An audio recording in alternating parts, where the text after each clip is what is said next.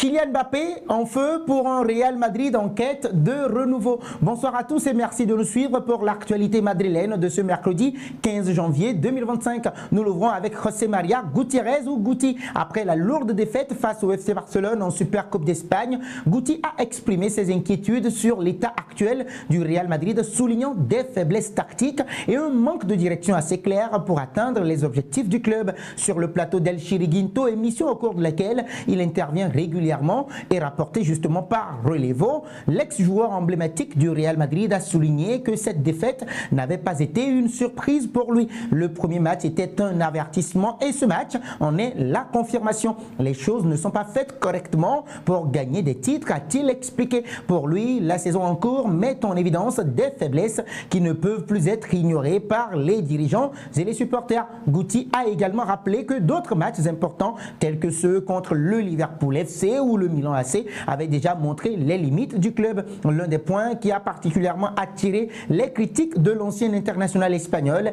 est la gestion tactique de Don Carlo Ancelotti. D'après lui, le Real Madrid souffre d'un manque criard de direction assez clair tant en attaque qu'en défense.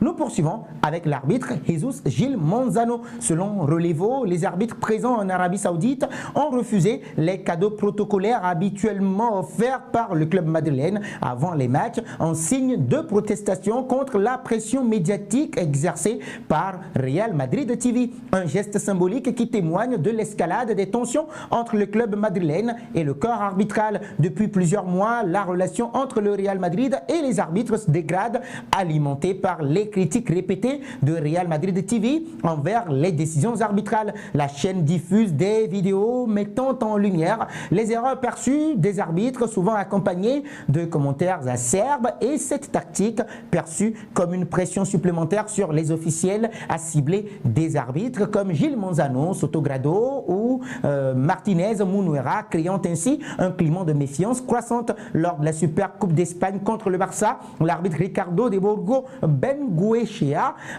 assisté de Gil Manzano, a été désigné pour officier lors des matchs du Real Madrid. En raison de l'attitude de la chaîne du club, les arbitres ont décidé de rejeter les traditionnels petits cadeaux protocolaires, t-shirts, souvenirs, etc.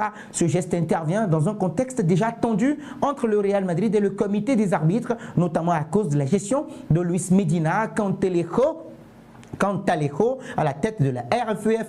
Relevo suggère qu'un changement pourrait se profiler à l'horizon du corps arbitral avec la possible arrivée de Bernardino González Vázquez, président du comité galicien, comme successeur de Medina. En attendant, cette crise met en lumière un fossé de plus en plus large entre le club et les arbitres, un fossé alimenté par la pression médiatique et les tensions internes au sein de la RFEF. Si les relations entre les deux parties ne s'améliorent pas rapidement, cette situation pourrait avoir des répercussions bien au-delà des terrains de jeu.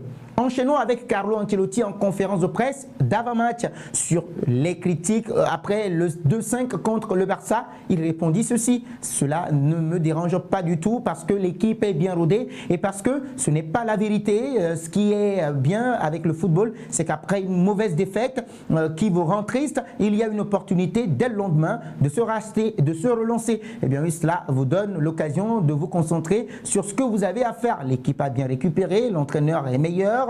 Eh bien oui, l'idée de mettre la meilleure équipe possible face au Celta Vigo nous trottine la tête. Et sur le mercato, il dit: je ne réponds pas. Kylian Mbappé enfin épanoui? Il a répondu: il a eu besoin d'un temps d'adaptation. Eh bien oui, il revient à son meilleur niveau physique.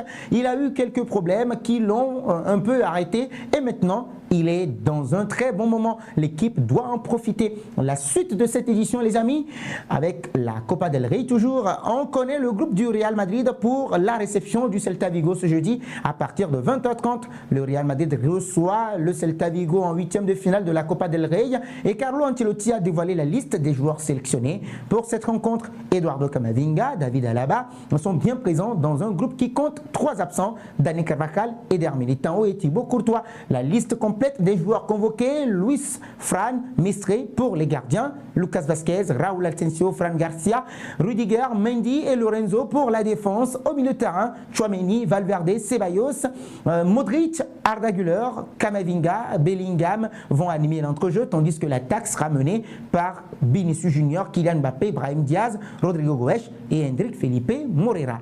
Et nous terminons avec Kylian Mbappé face à Barcelone. Un point positif est à notifier: la bonne performance de Kylian Mbappé. En leader, il a été celui qui a le plus tiré et dribblé, s'imposant comme le Pichichi du club avec 15 réalisations, un de plus que Vinicius Junior. Selon AS, le joueur français est redevenu Kylian Mbappé, celui que l'on connaît lors de ses grandes années à Paris. Eh bien oui, avec AS qui dévoile justement qu'il a dominé l'attaque de son équipe, son ouverture du score, sa provocation de l'expulsion de Vosietchens et son tir manqué en fin de match témoignent de son impact décisif sur le jeu. Depuis un mois, Kylian Mbappé a marqué un tiers de ses buts, débutant une série impressionnante qui a commencé contre Girona et s'est poursuivie à Bergame en Ligue des Champions lors de la finale de la Super Coupe intercontinentale contre Pachuca, mais aussi contre Séville en Liga espagnole. Sa forme actuelle est irréprochable et sa capacité à faire la différence est indéniable.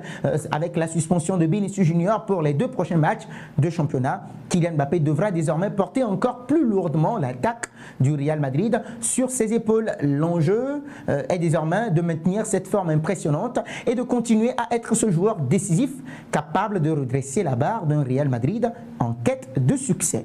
Point final à cette édition, merci de l'avoir suivi et si c'est votre première fois de nous découvrir, n'oubliez surtout pas de vous abonner, d'activer la cloche de notification pour ne rien rater de nos prochaines actualités autour de la Casablanca.